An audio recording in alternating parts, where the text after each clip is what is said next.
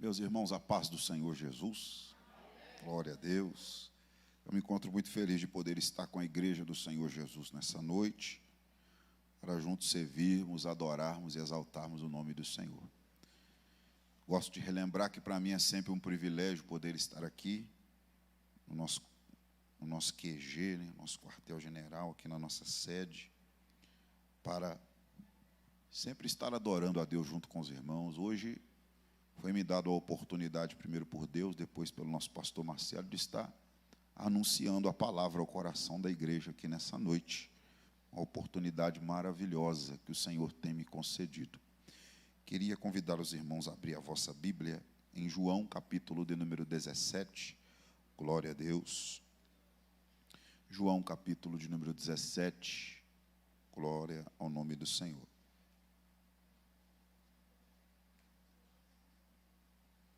O verso de número 16, nós vamos ler até o verso de número 20. Glória a Deus. Vamos ler do 16 até o 20.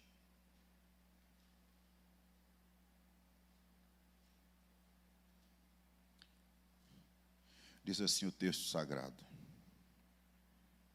não são do mundo, como eu do mundo não sou. Santifica-os na verdade. A tua palavra é a verdade. Assim como tu me enviaste ao mundo, também eu os enviei ao mundo. E por eles me santifico a mim mesmo, para que também eles sejam santificados na verdade. Eu não rogo somente por estes, mas também por aqueles que, pela sua palavra, hão de crer em mim. Amém? Você pode se assentar, tomar o seu assento, em nome do Senhor Jesus. Nesta noite de terça-feira nos está proposto o tema sustentabilidade ministerial. Grave isso na sua mente. Sustentabilidade ministerial. De um olhar simplista, nós iremos falar que esse tema é um tema moderno. Porém, com uma lupa espiritual, nós iremos conseguir ver que este tema está bem envolvido nas práticas, nas formas do próprio Cristo, dos seus discípulos, da igreja primitiva e da igreja pós-apóstolos, que é a sustentabilidade ministerial.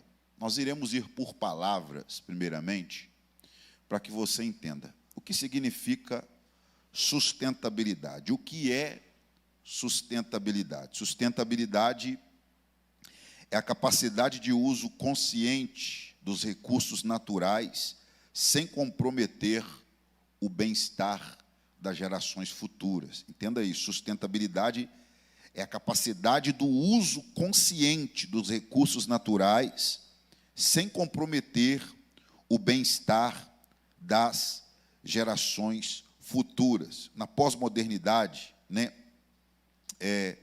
a sustentabilidade vai ser usada para projetos ambientais, para construções, e o objetivo principal da sustentabilidade é encontrar o equilíbrio entre o desenvolvimento econômico e a preservação ambiental.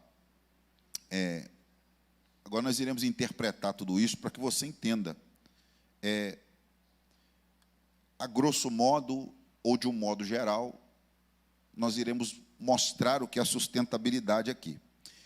A palavra sustentabilidade, meus irmãos, provém do latim sustentare, sustentar, defender, favorecer, apoiar, conservar, cuidar. Sustentabilidade nos dicionários está definida como habilidade no sentido de capacidade de sustentar ou suportar uma ou mais condições exibida por algo ou alguém. Agora, de modo geral, vamos interpretar o que a palavra quer dizer. Essa palavra, de um modo geral, o significado dela é nós trabalharmos nesse tempo, usando os recursos que nós temos para criar, não para criar obstáculos para as próximas gerações, mas sim construindo pontes, construindo estradas que facilitam as gerações vindouras. É como se eu hoje estivesse trabalhando não pensando em mim, mas eu hoje estivesse trabalhando, gerando, mas também trabalhando para uma geração futura, para aqueles que virão depois de nós. Por quê, pastor? Porque Paulo planta e passa, Apolo rega e passa, mas Deus dá o crescimento e fica. Glória a Deus. O nome disso é trabalhar com sustentabilidade, é plantar com sustentabilidade, é trabalhar de forma sustentável, não pensando no agora. Algumas pessoas estarão pensando agora. Algumas pessoas viverão para si mesmo, pensando no seu próprio umbigo, pensando nos seus dias, nas suas questões, nos seus momentos. E não pense que não existe isso. Existe isso. Existe uma geração que não pensa na próxima. Existem pessoas que não pensam naquilo que está por vir, numa geração que ainda está por vir. Então, você conseguiu aqui entender o que é sustentabilidade. Quando eu ajo com sustentabilidade, eu estou trabalhando agora, mas não trabalhando somente para mim. Estou trabalhando, colhendo agora, mas deixando também algo para a próxima geração. Dá para entender, não dá, pastor Marcelo? O que nós estamos falando aqui, sustentabilidade. É trabalharmos agora, entendendo que o que fazemos agora, ele vai gerar um flash para o futuro. E esse flash vai ser visto. Esse flash vai ser sentido. O som daquilo que praticamos agora ainda ecoará no futuro. O eco daquilo que estamos fazendo agora ainda ecoará nas gerações futuras, né? Então, agir com sustentabilidade é agir de forma que nós construiremos pontes para aqueles que ainda hão de vir.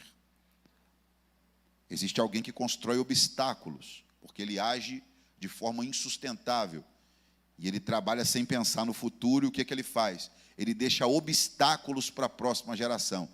Mas aquele que age de maneira sustentável, não. Ele constrói pontes, constrói estradas, constrói caminhos, ele prepara, aleluia, a próxima geração que há de vir depois da sua geração. Nós falamos agora de sustentabilidade. Só que o tema aqui é sustentabilidade ministerial. Então, nós teremos também que falar de ministério. Mas o que é ministério? Talvez você já ouviu falar desta palavra muitas vezes, na placa das nossas igrejas tem Assembleia de Deus Ministério de Madureira. Mas você ainda não compreendeu o que significa a palavra ministério.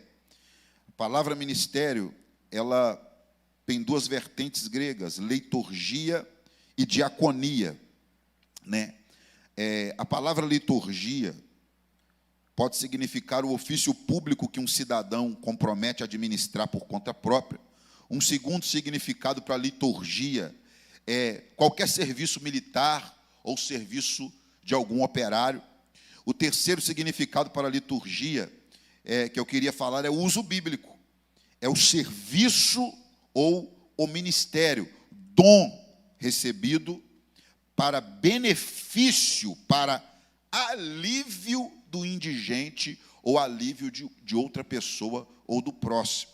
O uso bíblico da palavra liturgia, que está ligada à palavra ministério, é esse.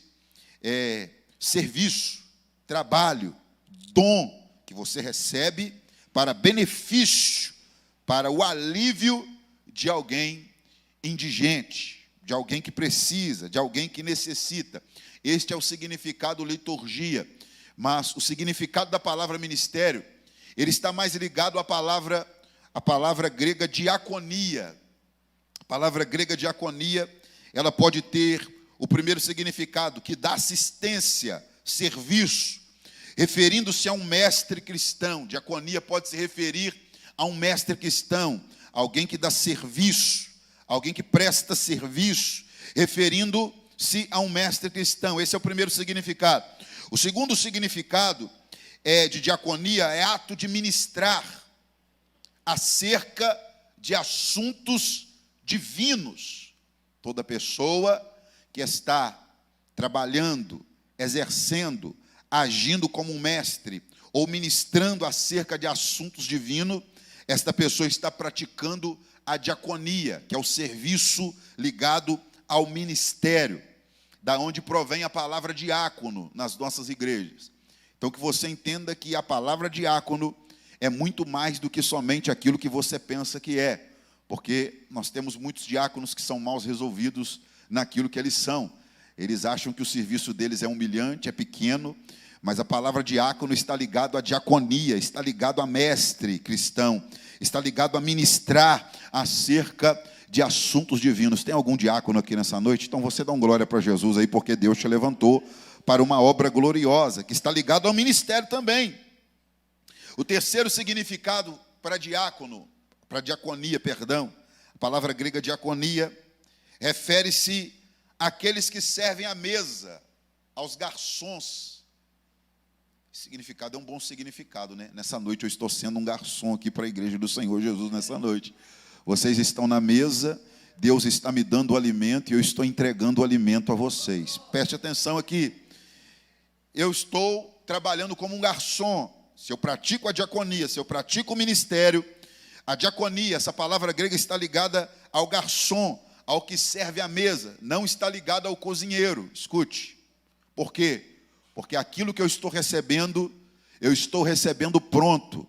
O cânon sagrado, ele já está pronto. Alguém vai dizer, Deus me deu uma revelação. Não. Aleluia. Os mistérios que estavam ocultos na Bíblia Sagrada, eles já foram revelados a nós através da pessoa bendita do Senhor Jesus Cristo. Hebreus capítulo 1, verso de número 1, diz que no passado Deus falou dos seus mistérios de formas misteriosas aos pais, através dos seus profetas. Mas a nós, nesses dias, Ele tem falado através do seu Filho. Glória a Deus. Aleluia. Que é todo o mistério bíblico desvendado numa só pessoa. Então, eu como garçom, eu já recebo do cozinheiro e eu entrego o alimento para você. Dessa maneira, eu estou exercendo a diaconia. Agora nós ligamos a palavra sustentabilidade à palavra diaconia, porque a sustentabilidade está ligada a trabalhar agora, mas sem destruir aquilo que pode ser deixado para uma próxima geração. Entenda isso. Então, se eu ligo as duas palavras, a palavra sustentabilidade com a palavra diaconia, com a palavra ministério, eu vou ter aqui algo que, se nós folhearmos as páginas da Bíblia Sagrada, iremos perceber que é algo bíblico, porque está ligado a uma igreja, escute, a uma igreja que usa os seus recursos agora, mas não usa os seus recursos pensando em si mesmo, mas usa os seus recursos trabalhando para essa geração, mas também agindo para uma próxima geração futura que há de se levantar. Porque talvez você olhe para mim e diz assim, pastor, o que será da igreja? Deus sabe o que será da igreja. Talvez você olhe para mim e diz assim, pastor, a igreja está assim, a igreja está assado. João, na sua visão, ele já viu a igreja diante de Cristo na eternidade. Irmão, não se preocupa com a igreja não, a igreja tem quem cuida dela, o fim da igreja já está escrito. O Senhor cuida da sua igreja, que é a sua noiva. Entenda isso. Então nós trabalhamos agora, mas não somente pensando agora. Trabalhamos nesta geração, servimos essa geração, mas não deixando obstáculos para a geração futura, porém, construindo pontes, construindo estradas, construindo caminhos, para que o caminho da próxima geração seja um caminho fácil, não um caminho difícil, como às vezes é os nossos caminhos dos dias atuais.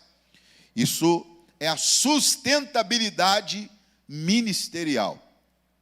Quando nós lemos a Bíblia no Evangelho de João, onde nós fizemos a leitura nessa noite, glória a Deus, no capítulo de número 17, Evangelho de João, capítulo de número 17, glória a Deus, no verso 19, o texto vai dizer o seguinte, o texto pode ser colocado aqui por gentileza, Evangelho de Jesus, segundo escreveu João 17, 19, o texto vai dizer da seguinte forma, glória a Deus, e a favor deles eu me santifico a mim mesmo, para que eles também sejam santificados na verdade. Perceba que Jesus está agindo em santificação, logicamente, sendo filho de Deus, tendo o Espírito Santo sobre a vida dele, e não tendo o Espírito Santo sobre medida, mas o Espírito Santo foi, aleluia, estava sobre Cristo, estava sobre Jesus, não era sobre medida.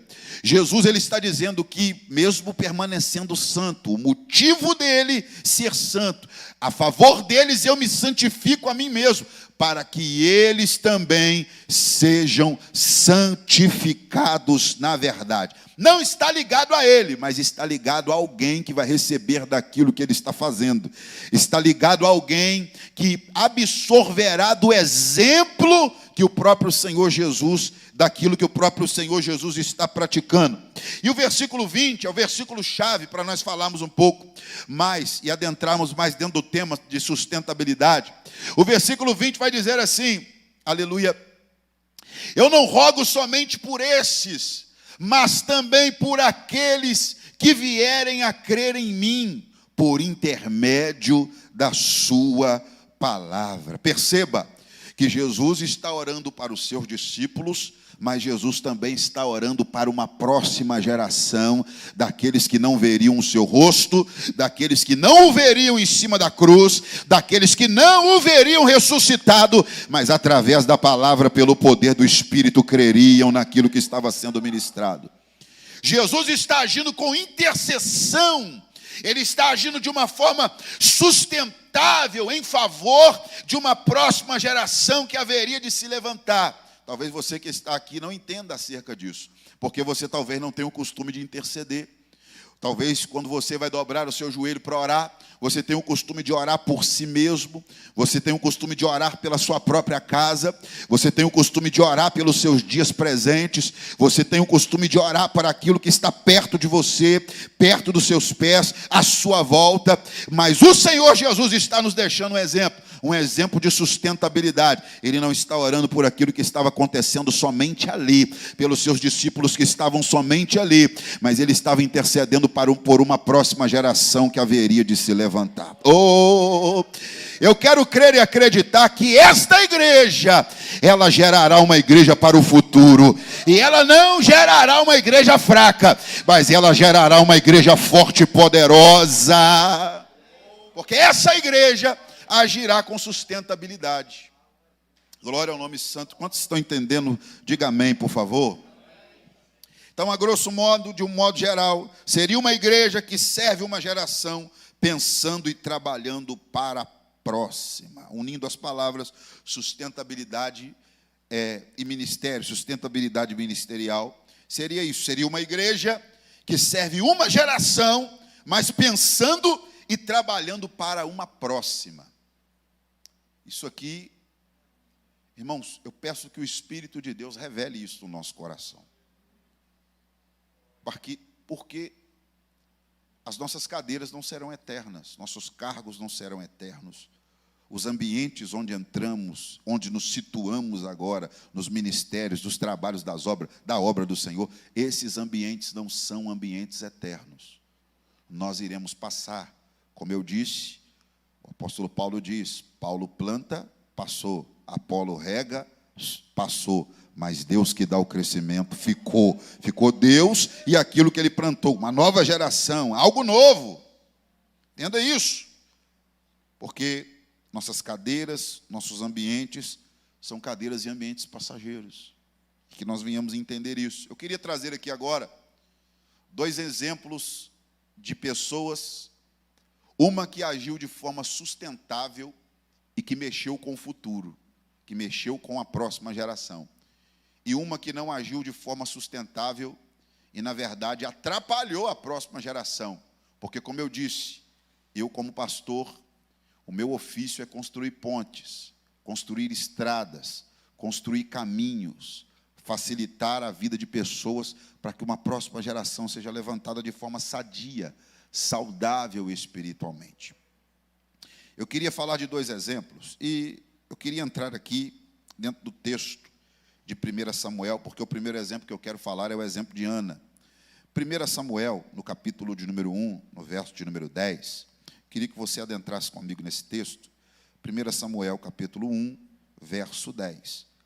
1 Samuel, capítulo 1, verso 10. 1 Samuel, capítulo de número 1, o verso de número 10. Glorificado seja o nome do Senhor. Olha o que o texto sagrado vai dizer. Ela, pois, escute isso, porque isso aqui é muito importante que você entenda. O primeiro exemplo aqui é o exemplo de Ana, e eu quero falar uma coisa muito importante aqui dentro desse primeiro tópico a respeito de Ana, que eu queria que você guardasse no seu coração. Diz assim: ela, pois, com amargura de alma, orou ao Senhor e chorou abundantemente. O texto está aqui, né? Isso. Glória a Deus. Isso. O texto está aqui. Olha o que vai dizer. E votou um voto dizendo. O interessante está dentro desse voto, porque o voto foi o seguinte. E votou um voto dizendo: Senhor dos exércitos, se benignamente atentares para a aflição da tua serva, te não esqueceres e lembrares da tua serva, mas a tua serva deres um filho varão, ao Senhor o darei por todos os dias da sua vida, e sobre a sua cabeça não passará navalha. Perceba que o primeiro versículo vai falar da amargura de Ana. Acredito que você conhece a história de Ana. Você não é nenhum novato nas coisas de Deus, e você conhece a história de Ana. Que Ana tinha uma algoz chamada pelo nome de Penina, que zombava de Ana. E a zombaria que Penina exercia sobre a vida de Ana dizia respeito a um filho que Penina havia gerado. E dizia respeito que Ana era uma mulher estéril. Perceba isso. E Penina agora está afrontando Ana, porque a sua madre se abriu e a madre de Ana não abre. E a Bíblia é enfática em dizer que Deus havia fechado a madre de Ana. Só que Penina vai humilhando. Penina vai colocando Ana numa situação complicada, porque ninguém gosta de ser humilhado. Escute isso. Só que Ana vai receber aquela humilhação, vai guardar aquilo dentro dela, e isso vai gerar uma amargura dentro de Ana. Só que nessa amargura, Ana não vai ter uma atitude vingativa. Pelo contrário, Ana vai dobrar os seus joelhos e vai começar a orar a Deus. Eu queria que você percebesse acerca o que está inserido dentro da oração de Ana. Por quê? Porque se o verso 10 está falando que Ana está amargurada, no verso 11 não parece que está, não. No verso 11 parece que Ana é crente, muito mais crente do que qualquer um de nós aqui. Se no verso 9 está dizendo que Ana estava amargurada, no verso 10 as palavras que saem da boca dela não eram palavras de amargura. Porque Ana vai dizer, e fez um voto dizendo, glória, louvado seja o nome do Senhor. Vai dizer o texto, e votou um voto dizendo, Senhor dos exércitos, se benignamente atentares para a aflição de sua serva, e de mim te lembrares, e da tua serva te não esqueceres, mas a tua serva deres um filho varão, ao Senhor o darei por todos os dias da sua vida, e sobre a sua cabeça não passará navalha. Você conseguiu ver o nome de Penina na oração de Ana? Então entenda uma coisa. A oração dela não tinha a ver com aquilo que ela estava passando. A oração dela tinha a ver com a glória de Deus. Escute isso. A oração dela não tinha a ver com a humilhação, com aquilo que ela estava sentindo. E aqui dentro desse primeiro tópico eu já queria falar uma coisa. Por quê? Porque uma atitude sustentável decide gerar para Deus e não gerar para si mesmo. Porque aquilo que geramos para nós, irmão, tem a ver com o nosso ego, tem a ver com as nossas vinganças do dia a dia. Eu vou estudar, e ele vai ver amanhã. Eu vou fazer isso, e ele vai ver. Você vai me encontrar um dia, e você vai ver como eu vou estar. Não, mas o que Ana está fazendo aqui não tem a ver com vingança. Ela decide gerar para Deus, e não para si mesma. Samuel era de Deus, para a glória de Deus, e Samuel era de Deus. Entenda isso. Não tinha a ver com guerra.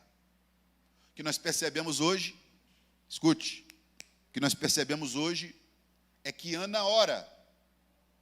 Deus dá o que Ana quer, pastor? Dá. Mas o que Ana quer, às vezes, não vinga, por quê? Porque tem a ver com guerra. Deus dá aquilo que nós pedimos na guerra, irmão. Sabia disso? Deus dá. Só que aquilo que nós pedimos na guerra, e o sentimento do nosso coração não é um sentimento puro, porque Deus sonda o nosso coração, isso não vinga e isso não atravessa para as próximas gerações. Tem igreja se abrindo com espírito de guerra. Tem ministérios sendo fundados debaixo de guerra. Tem departamentos, pessoas assumindo coisas debaixo de guerra. E o espírito de guerra está dentro delas. E uma pessoa com espírito de guerra, pastor, ela gera sim, gera. Mas o que ela gera não é duradouro. Sabe o que Ana faz? A amargura entra, mas a amargura sai. E na hora de orar, ela não vai, irmão, ela vai se derramar na presença do Senhor. Aleluia. E as palavras que saem da boca dela, meu irmão, não tem a ver com a guerra que ela está passando, mas tem a ver com a glória do Deus de Israel. Precisamos entender isso. Deus conhece o nosso coração. Deus conhece o nosso interior. Deus sabe quando tem a ver com Ele e quando tem a ver conosco. Deus sabe disso. Deus percebe isso dentro de nós. E o que está acontecendo agora é que Ana está fazendo esta oração. E ela está dizendo: ao Senhor o darei por todos os dias da sua vida, e sobre a sua cabeça não passará navalha. Ela estava dizendo que Samuel seria de Deus, ele seria nazireu, ele seria de Deus. Estou gerando para o Senhor, Pai. Mas Ana, você não está gerando, não é para Penina, não. Você não está gerando por causa da afronta que Penina fez. Não, eu estou gerando para o Senhor, Deus. É para a glória do Senhor. É porque o Senhor se assenta sobre um trono e que o teu nome seja glorificado. Tem a ver com a glória de Deus.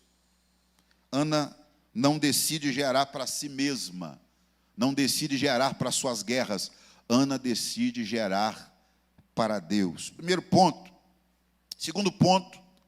Para haver uma atitude sustentável, vamos aqui mesmo no capítulo 1, no verso 22, 1 Samuel capítulo 1, verso 22, 23 e 24, vai dizer assim o texto, 1, 22, 23 e 24, diz assim: porém Ana não subiu, mas disse ao seu marido: quando o menino for desmamado, então o levarei para que apareça perante o Senhor, e lá fique para sempre. Ó, está entendendo isso aqui? E Elcana, seu marido, lhe disse: faze o que bem te parecer aos teus olhos, fica até que o desmames. Perceba isso, irmão. Fica até que o desmames. Tão somente confirme o Senhor a sua palavra. Assim ficou a mulher e deu leite ao seu filho até que o desmamou. Verso 24. E havendo desmamado, o levou consigo com 3 bezerros e um efa de farinha e um odre de vinho, e o trouxe à casa do Senhor a Siló. E era o menino ainda muito criança. Olhe para cá. Ana gera sem guerra. Ana cuida, só que quando vai criar uma dependência, Ana desmama. Está entendendo isso? Gerar para o futuro é isso. Tem gente que gera para ele, segura. Já viu isso, pastor Marcelo? Aquela pessoa que agarra. Ela gera um discípulo, ela faz um discípulo, mas na hora de dizer ide para ele, ela não diz não. Ela segura para ela, coloca ele debaixo da asa dela, e aquele discípulo fica ali. Para que Ana está gerando Samuel, irmão? Ana está gerando Samuel para desmamar, desapegar. Nós estamos tendo problemas hoje.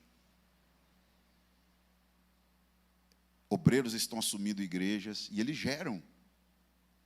Só que quando você vai mexer, dá problema. Porque ele não gerou para o reino. Ele não gerou para uma geração. Ele gerou para si. E ele trava, segura. Só que Samuel já não quer mamar mais. Está com o leite na boca ali. E talvez o leite já está fazendo até mal. Por quê? Porque o leite é necessário enquanto é menino, pastor Marcelo. Só que começa a deixar de ser menino e o leite não começa a ser mais necessário. É necessário que comece a comer uma comida mais sólida. Só que o que Ana está fazendo? Ana está vendo que o menino está crescendo, que o menino está desmamando, e Ana vai lá, vai pegar o menino e vai apresentar o Senhor para o menino. Glória! Oh, aleluia! Ana vai dizer, meu filho, a partir de hoje você não vai, Ana está dizendo, meu filho, você não vai vir até mim para consultar a Deus agora. Eu vou te apresentar Deus. E Ana colocou ele nos pés do Senhor. Segunda atitude sustentável, sabe o que é? Desapegar. Desapegue-se. Desapega, irmão. Desapega. Quanto foi você? Foi. Daqui para frente, as pessoas estão desmamando. E elas vão crescendo. Não é o tema do ano? Crescei, cresça. Aleluia. E elas vão crescer. Só que se a liderança não for uma liderança com atitude sustentável para o futuro, quem mata é o próprio líder, pastor Marcelo. O próprio cristão vai matar. Por quê? Porque ele vai se apegar. Vai se apegar ao quê? Vai se apegar àquilo que é resultado de promessa para Deus. Ana disse assim, eu vou dar para o Senhor. E na hora de dar, o que ela tinha que fazer? Tinha que entregar, irmão, porque não era dela. Deus, me faz um servo do Senhor. Deus começa a usar e ele se torna de si mesmo, servo de si mesmo. O ministério dele é dele mesmo, a vida dele é dele mesmo. O Senhor tem um recado para esta igreja. O Senhor nos chamou para gerar para uma próxima geração e não para gerar para nós mesmos. Ana se desapega daquilo que ela gerou. Existe a necessidade de um desapego, irmãos. Existe essa necessidade. Tem gente que quer ficar colado em você, pastor. Tem gente que quer ficar aqui mamando, pastor. Quer ficar aqui, com a mamadeira na mão. Aí você vai chegar, toma aqui, meu filho, a mamadeira, né? Ai, e ele pega a mamadeirinha dele, e ele fica que nem um bebezinho espiritual. Mas a ordem de Deus é cresçamos em tudo naquele que é o cabeça, Cristo! Ana se desapega. Tem que desapegar. O que você está gerando não é seu. Numa atitude que não é sustentável, nós encontramos líderes pegajosos, enciumados, controladores. Gente ciumenta, irmão. Gente que se você mandar uma mensagem para outra pessoa, irmão, ele quer saber o que está acontecendo. Ué, o que foi? Desapega, filho. Você gerou para quem? Você gerou para Deus. Aleluia. Você gerou para o Senhor. Atitude de Ana é uma atitude sustentável. Desapega daquilo que ela gerou. A segunda atitude. 1 Samuel, capítulo 2, verso 18. Coloca aí. Capítulo 2, verso 18. A terceira atitude. É uma atitude bem interessante. Está no capítulo 2, no verso 18. Vai dizer assim, ó. Porém Samuel ministrava perante o Senhor, sendo ainda jovem, vestido de um éfode de linho. Olha o que vai acontecer. E sua mãe lhe fazia uma túnica pequena, e de ano em ano lhe a trazia com o seu marido, quando subia a sacrificar o sacrifício anual. E Eli abençoava Eucana e a sua mulher e dizia, o Senhor te dê semente desta mulher, pela petição que fez ao Senhor, e voltavam para o seu lugar. E vai dizer assim, visitou, pois, o Senhor Ana, e concebeu, e teve 3 filhos e 2 filhas. Esses 3 filhos e 2 filhas aqui, irmão, pode até ser para fazer inveja na Penina, porque Penina já fez muita inveja nela. Mas Samuel não, Samuel é de Deus. Samuel não, irmão. O Samuel não, meu irmão. Entenda uma coisa. Samuel é resultado de algo para a glória de Deus. E vai dizer o texto, e o jovem Samuel crescia diante do Senhor. Oh, glória! Escute isso.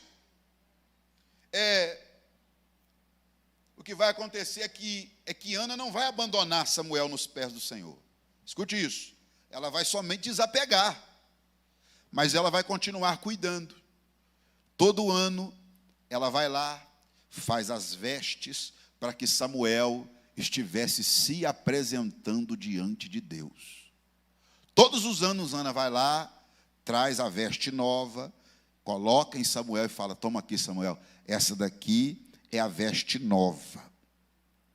A terceira característica sustentável de Ana, ela cuida para que Samuel esteja pronto e apto para exercer o ministério, focada em fortalecer a próxima geração. Nós estamos focados, irmão, na próxima geração.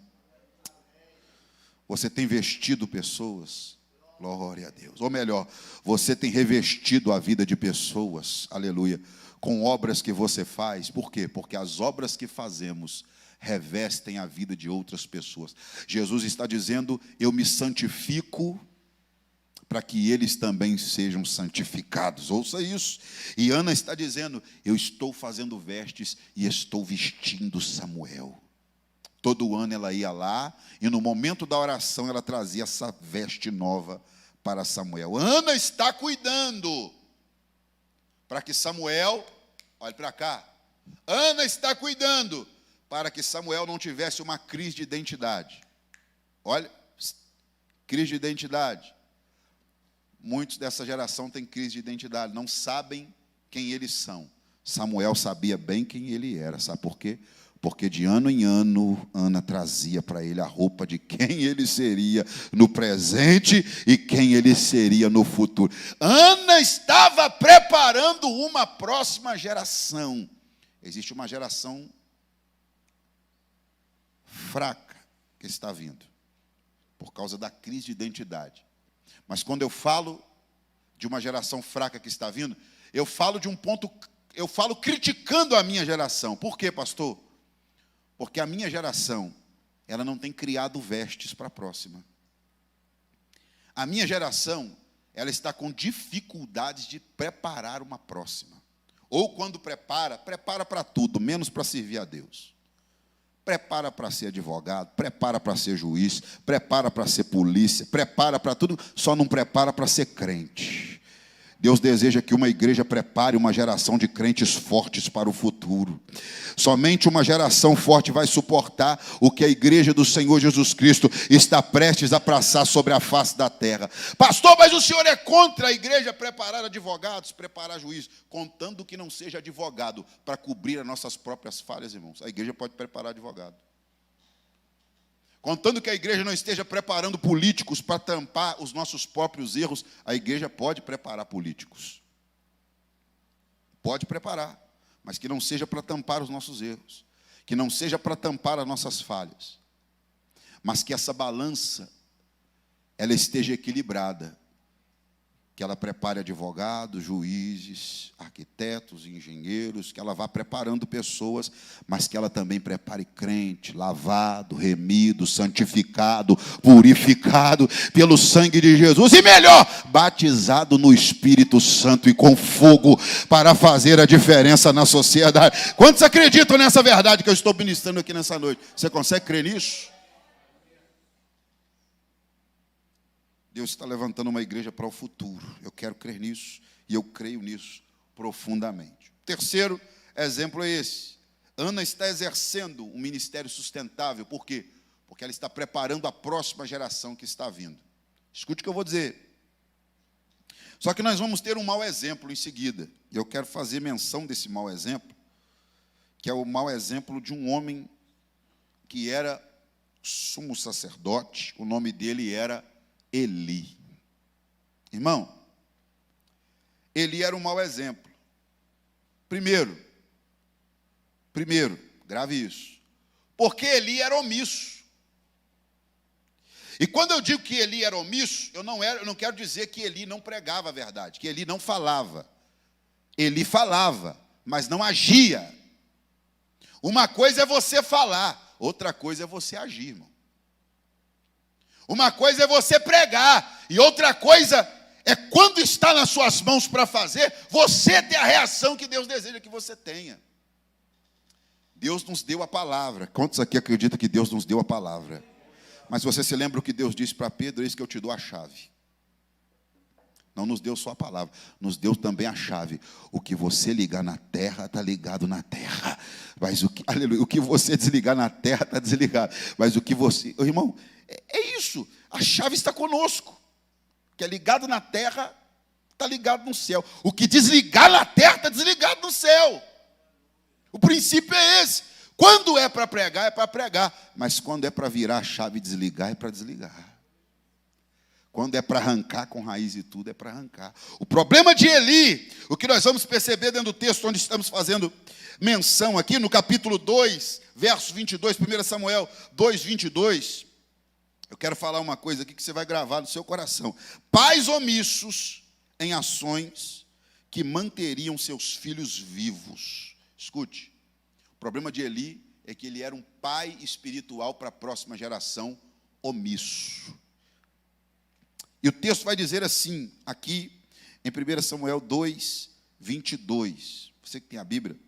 Era, porém, Eli já muito velho, e ouvia tudo quanto seus filhos faziam a todo Israel, e de como se deitavam com as mulheres que em bandos se ajuntavam à porta da tenda da congregação. Eli ouvia, e disse-lhe, olha o que Eli disse, e disse-lhes: Por que fazeis tais coisas? Eli está falando com os filhos dele.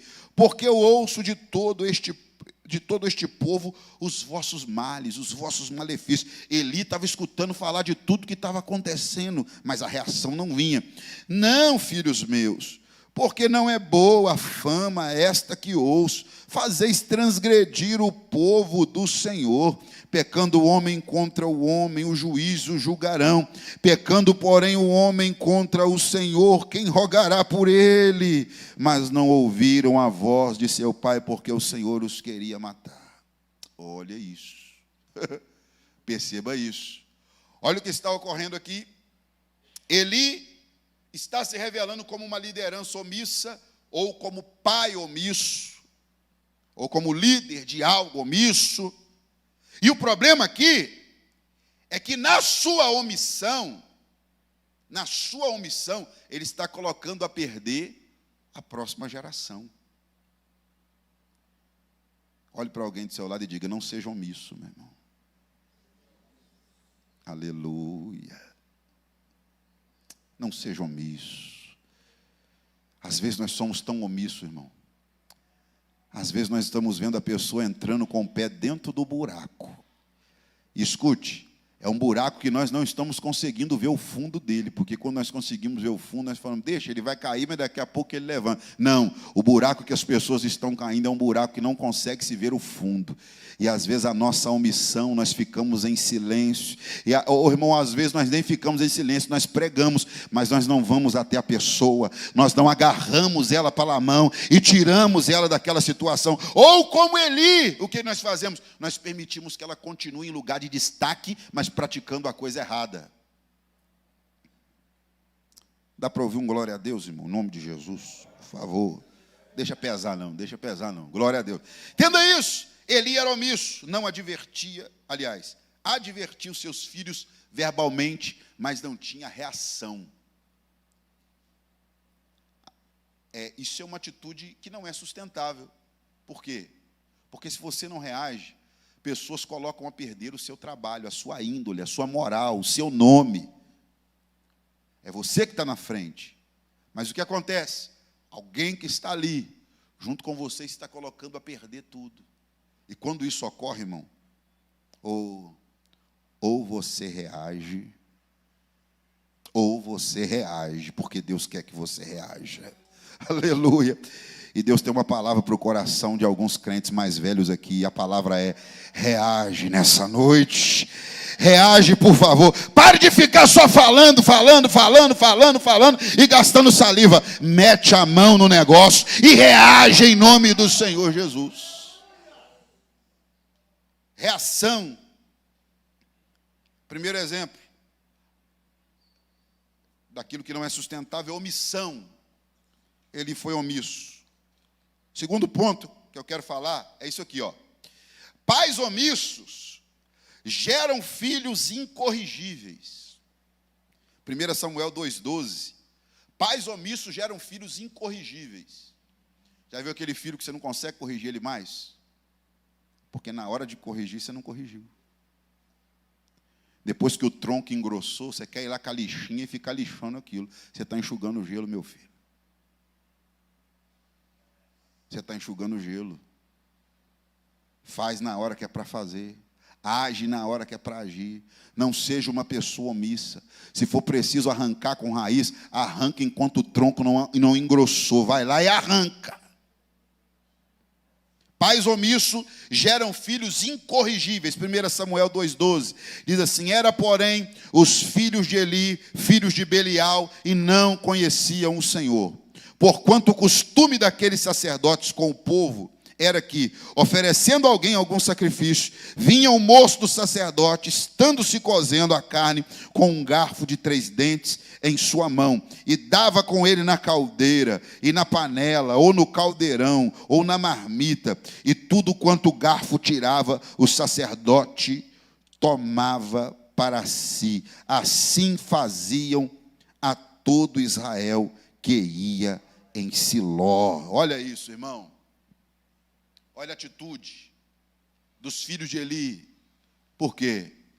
Porque Eli, irmão, era omisso. Ó, os filhos pirracentos. E Eli, ó, não, dá o que ele quer, faz ele parar, dá ele. Oh.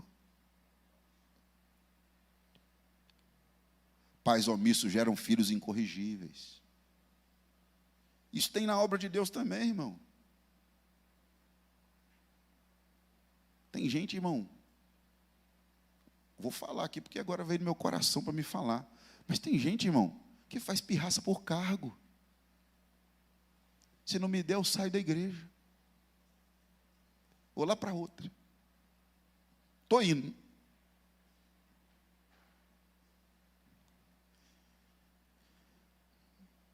Corrija na hora certa. Isso vai parar, em nome do Senhor Jesus. Isso vai parar, em nome do Senhor Jesus. Pais omissos geram filhos incorrigíveis. E os filhos de Eli agora são filhos incorrigíveis. São pessoas que não têm como mais ser corrigidas. O pai está falando, e o que eles estão fazendo? Não estão dando ouvido ao que o pai está falando. Escute, irmão. Perceba que nós estamos falando aqui sobre sustentabilidade. O problema de Eli aqui, irmão, é que ele quer ser muito amoroso, muito bondoso. Mas escute o que eu vou dizer, irmão. A maneira de você ser bondoso é obedecendo o mandamento do Senhor e fazendo conforme o que está escrito. Deus disse para Moisés, aliás, Deus disse para Josué: faz conforme tudo quanto meu servo Moisés. Ô, irmão, o trilho já estava na frente dele.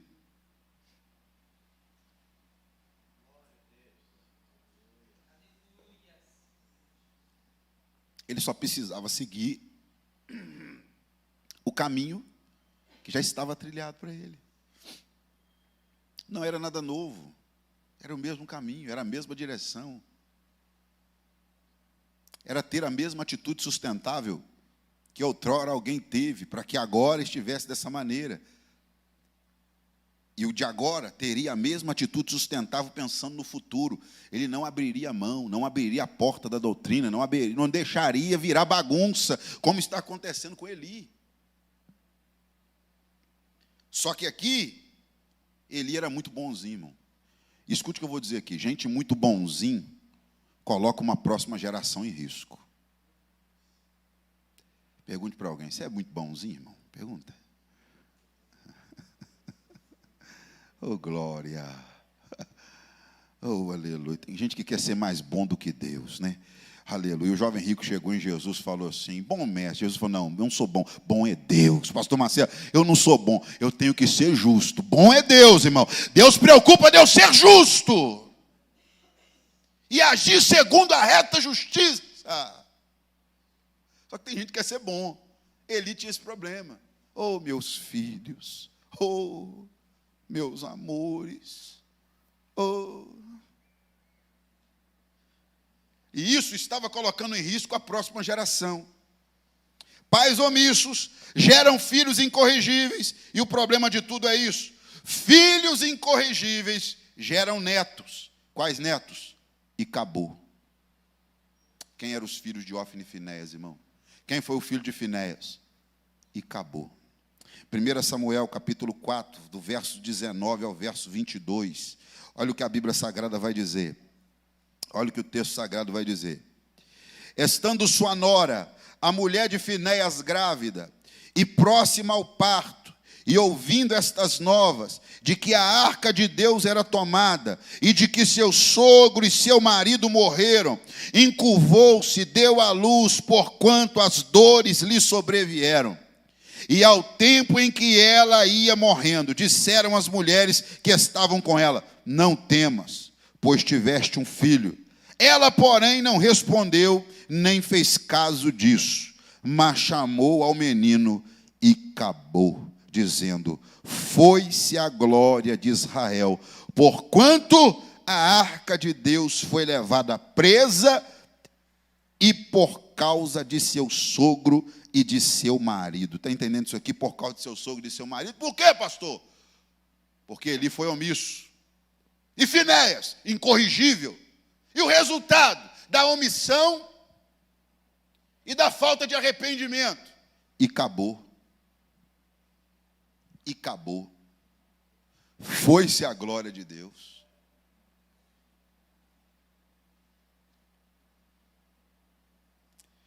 Irmãos, isso aqui é para nós pensarmos. Porque às vezes, sabe o que acontece conosco? Nós dizemos: Senhor, as coisas estão mudando, nós não vemos mais isso, nós não vemos mais aquilo. Por que a gente não está vendo? Por causa de mim, irmão. Por causa de mim. Senhor, o culto, Pai, eu vim te dar um culto, e o culto parece que, irmão, o culto foi você que foi dar. Se Deus não desceu para receber, o problema está em Deus ou está em você? Em você. Por que acabou nasce, irmão? Por causa de mim. Porque talvez eu sou omisso, ou talvez eu sou Ofni e Finéias, eu sou incorrigível, obstinado de coração, endurecido, mas endurecido porque uma geração passada economizou na comunicação com a próxima, no cuidado com a próxima, no zelo com a próxima, aleluia. Como um pai corrige o seu filho com vara, a geração passada talvez não corrigiu a minha geração, e a geração que está para vir é uma geração e acabou. Vou falar um pouco sobre acabou aqui. Geração sem glória. Geração sem costume, sem disciplina, sem doutrina. Geração tatuada, cheia de brinco, cheia de piercing. Geração, aleluia, com vida sexual ativa na juventude, bagunçada, vivendo da forma como quer viver. Uma geração sem glória. E pergunto assim para ela: por que você está assim? Irmã, ela está assim porque é uma geração que é pior do que a que veio antes. Se a que veio antes era incorrigível, a outra aí acabou por natureza, já nasceu sendo daquela. A de antes não, ela é incorrigível por quê? Porque não corrigiram. Um dia foi boa, mas se tornou ruim porque não foi corrigido. Mas a outra não, a outra já nasceu ruim, já era uma planta ruim. E o texto está dizendo que veio, nasceu e acabou. Foi-se a glória de Deus. Só que acabou. É uma profecia da mulher de Finéias. E acabou é uma profecia da mulher de Finéias. E a mulher de Finéias não tem condição de profetizar, irmão, porque ela também estava envolvida no meio da bagunça. A verdadeira profecia de Deus estava no versículo 26 do capítulo 2. Capítulo 2 de 1 Samuel, verso 26. Coloca para nós. 2:26. Olha o que diz o texto. Olha a profecia de Deus aqui, irmão. Ó. Mas o jovem Samuel crescia em estatura no favor do Senhor e dos homens. Aleluia. Enquanto alguém estava se tornando e acabou, alguém sem glória, havia alguém que estava se enchendo da glória, que era Samuel. Escute o que eu vou dizer aqui. No meio de toda essa bagunça, tem gente que está agindo certo, tem gente responsável. No meio de toda essa bagunça, tem gente que tem atitude sustentável. O que é atitude sustentável? Está pensando no futuro, está pensando na próxima. Escute o que eu vou dizer aqui. O sumo sacerdote não estava pensando, mas uma mulher dentro da sua própria casa, estava pensando no futuro. Escute isso. Depende muito pouco daqui, pastor Marcelo. Depende muito da casa. Depende muito do lar. Ana levou, entregou para Deus. Deixou em Deus, fez a roupa. Todo ano ela levava. Mãe, o que eu vou ser? O que você vai ser? Olha aqui sua roupa, esse aqui é o seu uniforme. Toma. Mãe, o que eu vou ser? Você não vai ter crise de identidade, não, meu filho. Você vai ser isso aqui: sacerdote, profeta, juiz, instrumento de Deus e cheio do Espírito Santo. E o jovem Samuel crescia. Enquanto Icabô estava nascendo, existia uma geração que estava se levantando por causa da atitude sustentável de alguém. Entenda isso, meu irmão. Vão dizer assim: Icabô está nascendo. Icabô está nascendo para lá. Aqui não. Aqui está nascendo uma geração de Samuel em nome do Senhor Jesus. Pastor, Icabô está nascendo. Não, aqui não, irmão. Aqui não. Aqui tem Bíblia. Aqui tem doutrina. Aqui tem palavra, aqui tem o Espírito Santo, aqui tem ensino, aqui tem sacerdócio, aqui tem sacrifício. O fogo arderá continuamente sobre o altar e não se apagará. Aqui tem fogo, louvado seja o nome do Senhor Jesus. E tudo isso para quê, pastor? Para uma próxima geração que irá se levantar muito melhor do que eu. Bem melhor do que eu. Ontem eu estava conversando com uma pessoa, o pastor Marcelo, ele falou assim comigo: eu sou fruto do pastor Marcelo, uma pessoa muito, muito boa, sabe? Uma pessoa de Deus. E ela falou assim: pastor, aquilo que você estava pregando ali, rapaz, aquilo falou comigo. Eu, por quê? Ele, porque eu era da turminha que andava com o pastor Marcelo, rapaz. Um virou músico, o outro virou pregador, o outro virou não sei o quê, o outro virou não sei o quê. E é a respeito disso que eu estou dizendo, irmão. A respeito de uma geração que há de se levantar.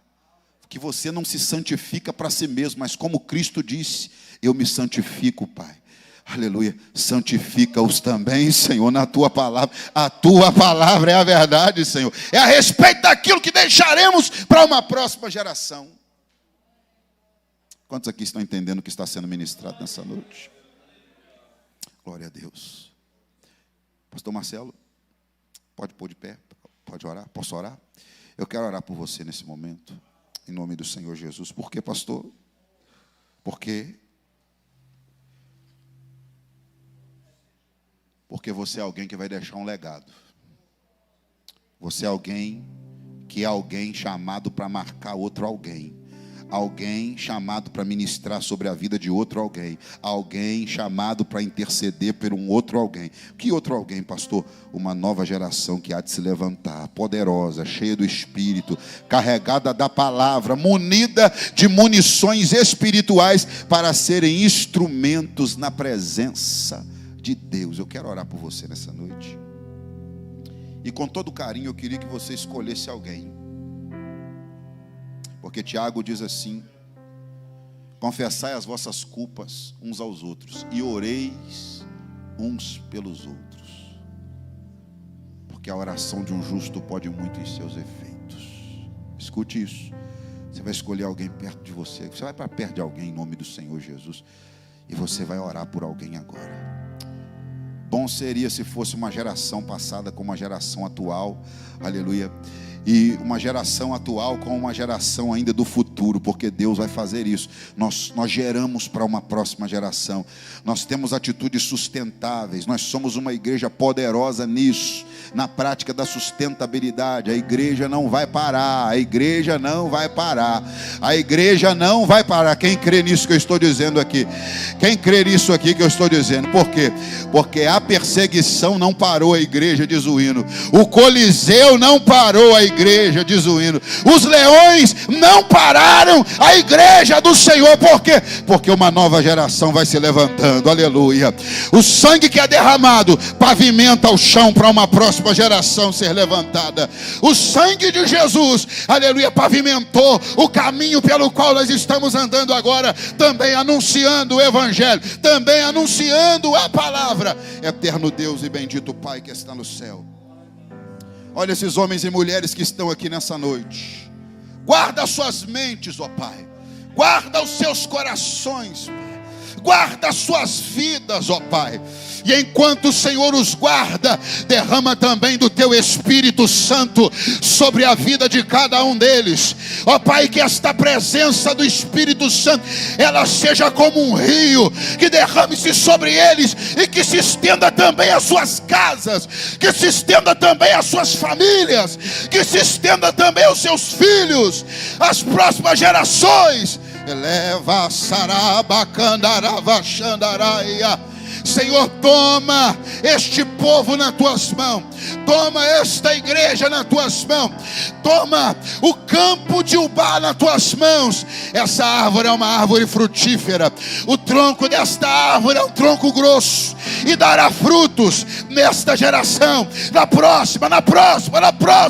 Senhor, toma esta igreja, usa esta igreja de forma poderosa, usa as mulheres de forma poderosa, levanta os homens, os sacerdotes de forma poderosa, Senhor. E no meio de tudo isso, põe fogo no coração da juventude, põe fogo no coração das crianças, põe fogo no coração dos adolescentes, e levanta, Senhor, uma próxima geração poderosa, usada e ousada no Espírito, em o nome do Senhor Jesus, em o nome do Senhor Jesus.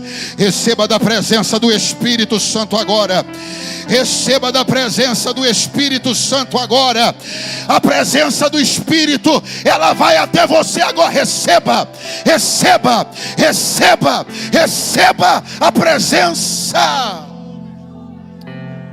Elemai orebaia calamacé, ebada calacia ramaia,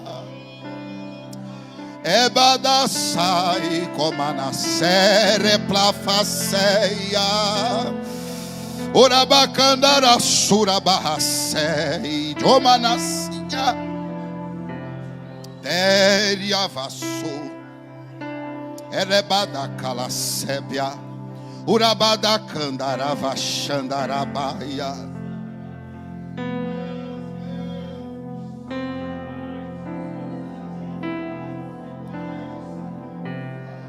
Haverá frutos viçosos, diz o Senhor.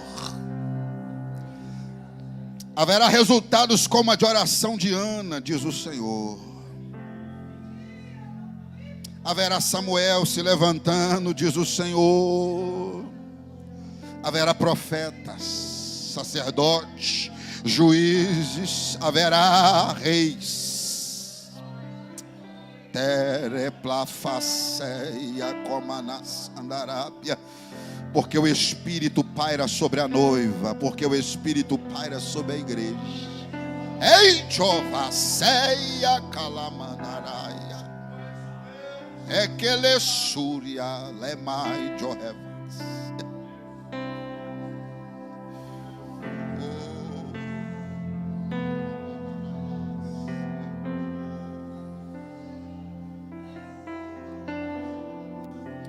Sobre tua vida vou profetizar, nenhuma maldição